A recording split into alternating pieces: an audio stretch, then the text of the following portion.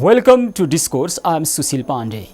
Addressing the 7-decade-long aspirations of the people, Nepal has just promulgated new constitution through Constituent Assembly. However, it has been facing a crisis due to the Madhes uprising and successive unofficial Indian embargo since then. Nepali people have been bearing the brunt of the Indian rockets, especially facing crunch of daily consumed goods, including the fuel. However, international community seems unknown of it. Today, I am going to talk with a politician of United Kingdom in this regard. My guest today is Mayor of Derby of the United Kingdom, Councillor Peeg. Councillor Paul, welcome to the show. Welcome, thank you very much indeed. I assume that it's your first Nepal visit. How do you feel? It's my very first visit to Nepal. In fact, it's the very first time I've been out of the United Kingdom. I'm very honoured and privileged to be here, to be within the community. It's a big culture shock for myself, obviously coming from the United Kingdom. Your roads and that sort of thing are really congested compared to we think we have problems with congested roads in my city, Derby, but nothing like what you've got. So it is a big culture shock for me. How do you feel about Nepali people, the natural phenomenon, and you are now in the country that has Mount Everest, the highest peak of the world? Can I say that in Derby City we have 250 Nepalese citizens, former Nepalese citizens living, and Gurkha soldiers, and I'm very proud that they are living in my city. I am very proud. So I'm very proud to be here in Nepal with yourselves. I think your people are a fantastic race.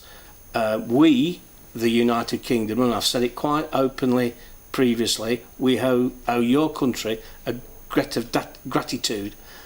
For over 200 years, you fought alongside the United Kingdom, and you've lost over 250,000 of your people fighting for the United Kingdom. And it is something that I'm very proud and privileged to have been invited by Dr. Rowan Rajan to be here.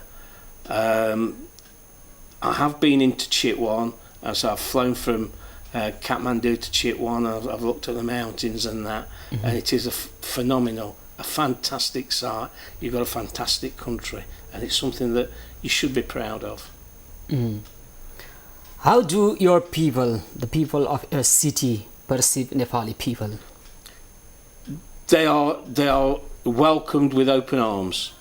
We have a very mixed culture within the United Kingdom, and within my city, we have something like 250 different nationalities, and we're very proud that everyone gets along together, and we mix and mingle. In fact, when I go back, my very first event as the mayor in the city of Derby is to a Nepalese dinner for your festival that they will be holding. So I shall be attending that as a guest of honour, and I'm very proud to be going there to do it as well. Do they know Nepal is a very tiny country, Himalayan country, landlocked between India and China, which has Mount Everest, the highest peak of the world, and Buddha was born also in Nepal? Yeah.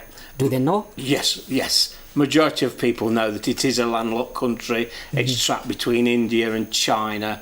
It is spoken about on many occasions. It's regularly on the television, especially with the Sherpas and Mount Everest and along those lines. It is looked on as phenomenal. It's phenomenal that the way that you attract so many people to come and climb Everest and that. Something I wouldn't do. I wouldn't even make base camp. Why not? Why don't you? What, with this figure? No chance.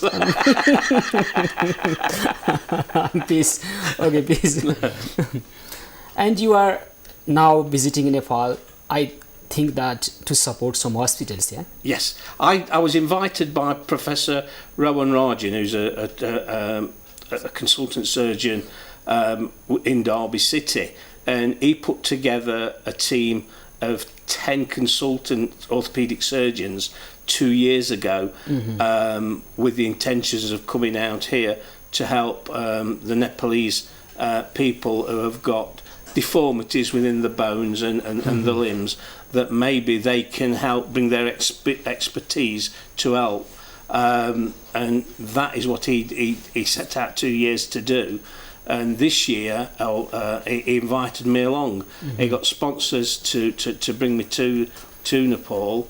And my objection was to, once I'd seen what was going off, was to try and raise further money back in the United Kingdom within my city, so that we can make donations to the professor and his team and help them do even more work, for your community. And I think that I can do that.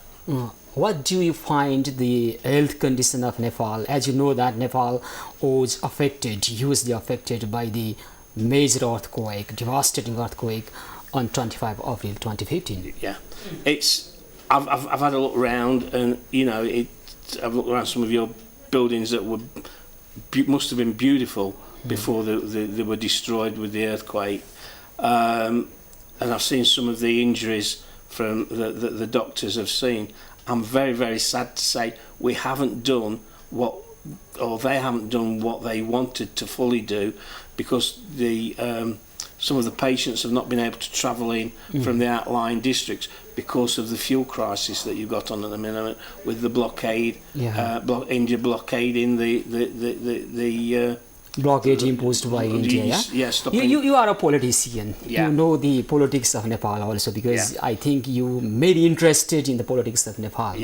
And you have said that the people of your city also aware of the latest condition of Nepal. Do you know what is going on in Nepal? For example, I have talked already that Nepal was jolted by a major earthquake, devastating earthquake. That was the dark side. The positive side was Nepal had just promulgated a new constitution. Yes, and I understand that's created you some problems. I'm not fully aware of the full constitution, obviously, because I've not read it. But speaking to your political leaders within the city yesterday and the day before, I think it's something that can be rectified. I don't think it's anything major that can't be overcome. I don't like heavy-hand tactics that may have been used to do that, but that's not my decision. I'm only a local politician and not a government politician, so it makes it extremely difficult for me.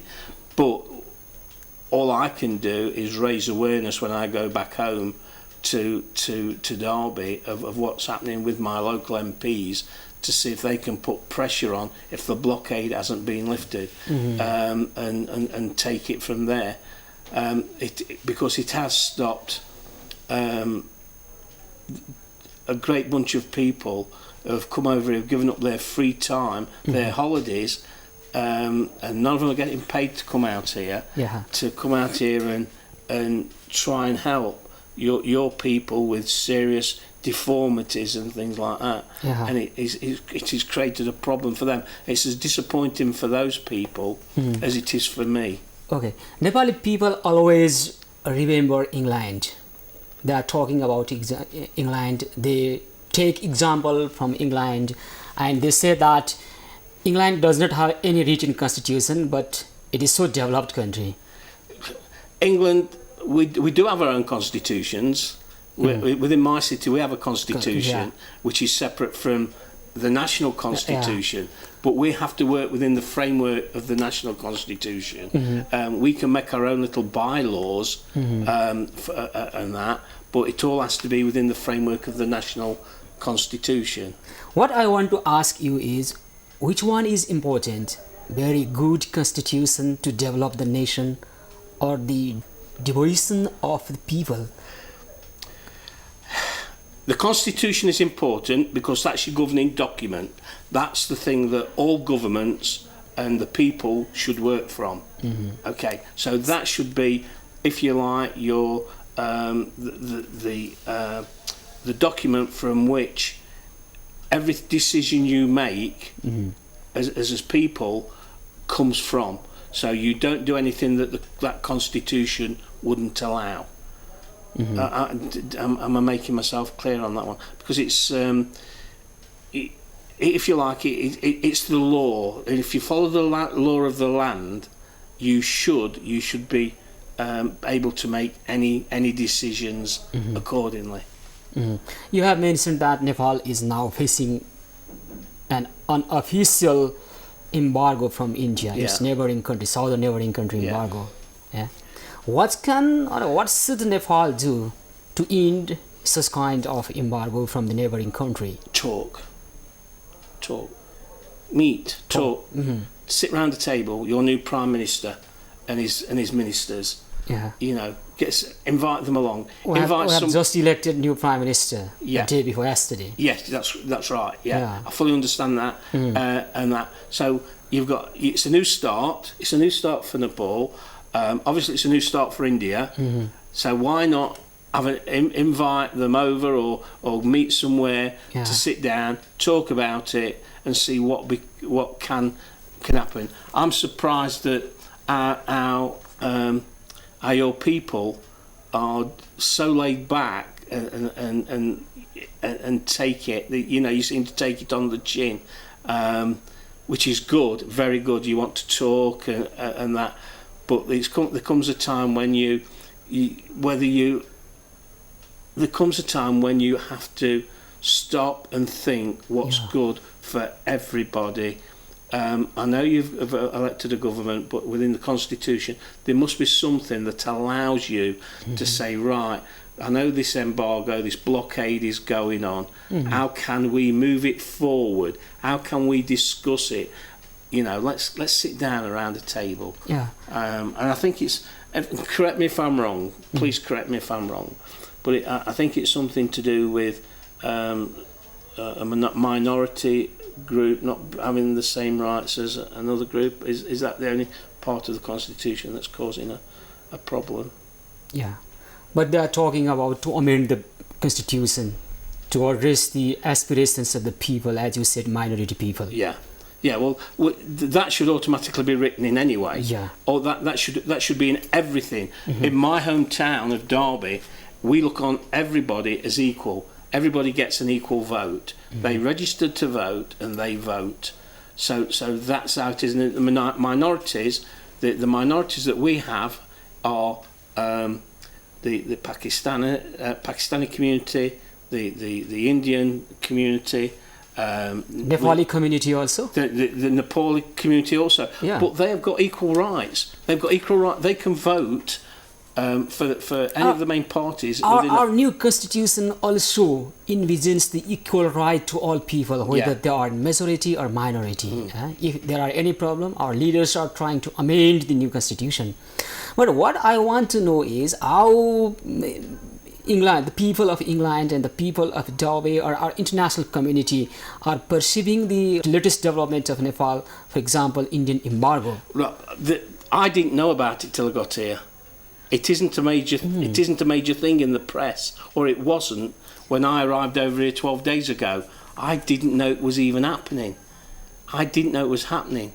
So that is something. While you are in England, you didn't know what is going on here, yeah? I didn't know there was an embargo going on. I honestly and truthfully didn't know that. But now I know that there is. Like I say, when I go back, and I fly back tomorrow night, I can raise, hopefully if I've got fuel for the plane to get home, I can raise that then, as I say, with our local MPs to ask the government to do something about it. To get the Prime Minister or the Foreign Secretary to write to the Indian community, the Prime Minister of India and the Prime Minister of Nepal, and say, come on, let's get together. The unfortunate matter is India is not saying that it is an official blockade. It is not saying that it is a blockade. No.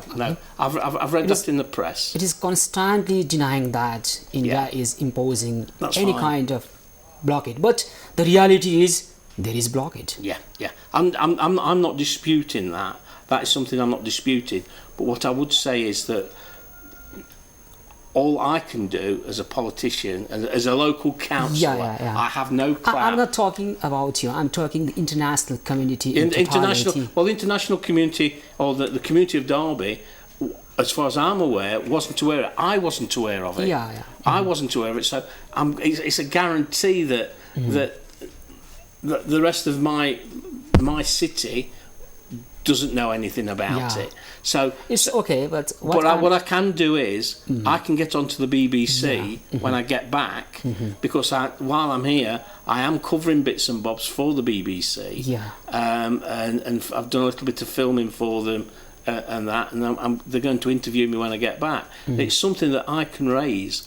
But please understand that I have to be extremely careful on what I say, because I have no power whatsoever. I'm not like a government official or anything like that, where they can. All I can ask them to do, I can ask my leader of my party within the city to write.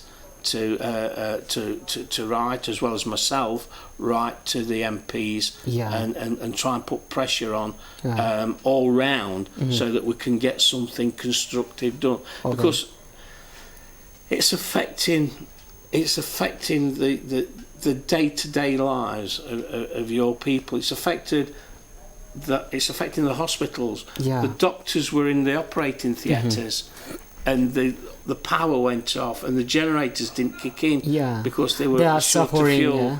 So it's something all round. Everybody's suffering. But most of the people in Nepal, they complain that why international community are not supporting them, or because obviously they're not being. The international community, they don't know. They don't know. They don't know about it. For example, it's not coming out. For example, one latest editorial of the New York Times, it reports that is the problem of Nepal also, because there is a violence and India is not imposing any kind of blockade. Such kind of communication is being spread in the international community. Then that may be also our problem, the problem of Nepali media also, Nepali people also. Probably you're not getting it out there nationally or worldwide to the people, But when I get back, as I say, I will turn around and say, look, I know there is a blockade on. I know food's not coming in. I know fuel's not coming in. So if there isn't a blockade on, why isn't fresh food in? Why are you short of petrol or fuel? If there isn't a blockade, why is that happening? And don't suppose that your own community have said, turn around and say, well, we're not bringing any in. Your own government turn around and say, we're not bringing any in. When you see the queues out there, 3 and 4 deep, queuing for petrol. No, so basically what we have to do, I personally have to be one of those people who will just raise it with my people in Derby, my MPs, who will then take it back to London, to my government in London. Thank you very much for this purpose, your commitment on the behalf of my audience also. Okay. Thank you. No, that is. As I say, I'm proud to be here, and I'm proud that I have. You have suggested me that we should resolve the problem between Nepal and India through talk. But there is also some opinion that Nepal should bring India in International Court of Justice for that unofficial blockade. Will it be okay? Right, okay. So what they're saying is you would do that as a last resort. You would sit and try and talk and resolve the issue first, because if it goes to court, there's only ever one winner, and that's the lawyers, because they're the ones who make the money out of the law case. It won't be the people, it'll be the lawyers. So let's resolve the issue first. Sit down around a table, talk, resolve it, and then take it from there, and build up a relationship that means that it will never happen again. Then what do you think, what should Nepal do to develop after it has already promulgated its new constitution, and to follow the suit of England also? What should Nepal do, as you have visited and you have already told that Nepali people are very honest people, very enthusiastic, and the natural phenomena is very good, to have the highest peak of the world. Then why Nepal is not developed as the people expected? What may be the cause? I don't know how to answer that properly. I think what you need to do is you need to move yourselves forward. You seem to be so far back in time. You're 20, 30 years behind times of the United Kingdom and other parts of the Western world, and I do think it's something that is one of the problems that you're facing, and you need to start looking at things internally. And I'm not saying with the government or anything like that, but I'm talking about your roads and your construction and how you rebuild your cities and that, and bring. There doesn't seem to be any order in the way the city operates. If I may suggest, say. Yeah. Which one is important to develop a nation? Natural resources, leaders, people. Right. You need everything. You need leadership. You need good leadership. That's always important. If you've got good leadership, things come from that. Okay. Then you've got your own. You've got your natural resources, whatever, if you can. You've got your tourism. You use your tourism to generate further income, and do get out there, because there is people who want to come to this country to see it. When I told the people in the council house, my office area, they were absolutely amazed that I was being invited out here, and no end of them wanted to come. They would love to come, but you need to make yourselves more open. If that's the right term, you need to probably promote yourselves better. Say, put something out saying, come visit Kathmandu and see this and see that and see the other. And that's what you need to do. The same as we do, tourist information. That is what it's about, and that is what you need to do. You're a great bunch of people. You're the most welcoming people there are. And that's what I'm saying. We have leadership, we have democracy, the political system is there. As your country has, for example, democratic process we are following. And we have so many natural resources also. We can develop the nation through tourism sector also. But still, Nepal is underdeveloped, remaining underdeveloped. And as a politician, visiting Nepal, how do you suggest? How can Nepali people develop? Work together. Work together. Pay your taxes. But the amount, Councillor Paul, the amount paid by the people is misused by the politician also, because of the system. Corruption is right there. Well, I can't comment on those sort of things. I mean, we get accused of the same sorts of things back home, but I can assure you that none of us do anything, because we're scrutinised. We're scrutinised by our own people and everything else. But if you want better roadways, you've got to pay your taxes, and the only way you're going to get better roadways is the taxes. And if you manage it and hold the people to account who run it, who run the finances for the city, that will make it better, and that's the way forward. You've got to be more trusting. People don't trust me as a politician. Even in my own city, they don't trust me because I'm a politician. Politicians are not trusted anywhere. It is the nature of the beast.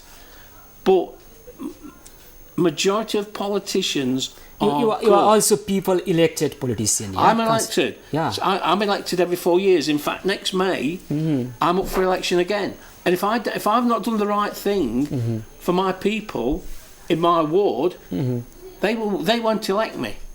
They won't elect me. Okay, as a politician, do you want to suggest something to Nepali politicians or leaders? Not over the camera, I wouldn't. I would on a one-to-one that basis, but it's not for me to. It's not for me to tell your country how to run itself. Just a suggestion from a very good friend. Okay. Yeah. It is not a dictation or order, but it's just a suggestion. Nepali leaders, you can develop your nation like that. Blah, well, blah. I've already said. You know, but it's for the people to trust the politicians. You've got to start with trust. There's got to be trust all around. If there's no trust, you don't get anywhere. And that's what I said earlier on about the blockade with India and Nepal. Sit down and talk about it. Sit down and talk. That is the crucial thing that gets things done. But the problem is India refuses to talk, and it is constantly saying there is no... But you've got a new prime minister now. You've got a new prime minister. We have already prime minister. We got new prime minister the day before yesterday. Yeah. Yeah. So, but It's not so because... why have India said that they won't talk to him? I don't know. You know, that's what you're telling me. But it shouldn't really be like that. But I've really not come to talk here about the political side of it, because that's not for me.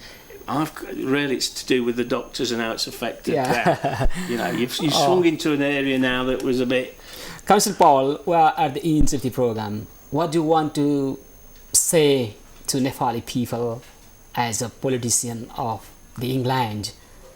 Because Nepali people also love the country. Yeah, I know you do. I know they do. Yeah. All I want to say to the people of Nepal is I would like to thank you, the people of Nepal, for all the support that they have given us over 200 years. And I know that the people of England will support Nepal. And once they know about what's going on, and once I get back, I will say... you know, I will write to my MPs, my local MPs, who will take it down to London and they will put a representation in. But I want to really, really thank all the people of Nepal for making me welcome, for making Professor Arjun and Team Neverest, because that's what they've called themselves, Team Neverest, because they never resting. If they're not working at home, they're working here, which is very important. And I think that I want to say a big thank you to them as well, if I may, because I think the work that they do is absolutely fantastic. Yeah. Thank you very much for giving us time. Thank you very much. Thank you. Okay. Today, I have talked with Right Orseful, Mayor of City of Derby of the United Kingdom, Councillor Paul Peeg, on the newly promulgated Constitution and Indian unofficial embargo to Nepal. Thanks for watching. Keep watching ABC Television. Goodbye and Namaste.